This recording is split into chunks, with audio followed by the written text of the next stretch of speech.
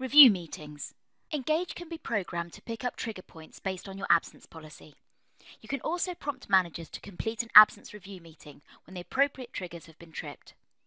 There are 2 steps to completing a review meeting task on Engage. Let's head to the task section in the absence menu to see them. The first step of a review meeting task is to set a date for the meeting. Review meetings are often triggered on the first day of absence because the absence meets the criteria, such as third spell in 12 months.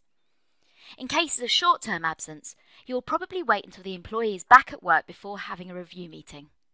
In longer-term absences, you should consider making arrangements for a meeting as soon as the employee is well enough to attend.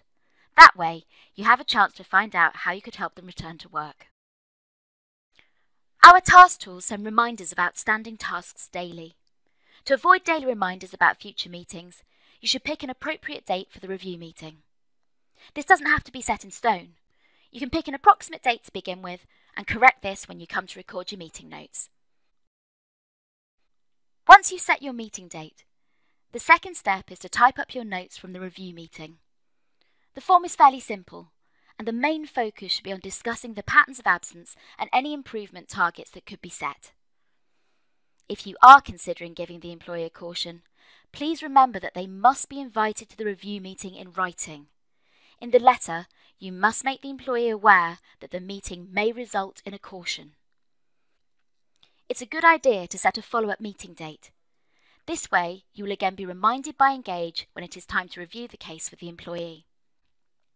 Similar to our return to work interview, we ask for employee and manager initials in lieu of a signature. The recommendation is that you also print the meeting notes and have it signed. You'll see the print option as soon as the form has been submitted. If you'd like to scan and upload the signed form, you can do so via the Absence Record tab.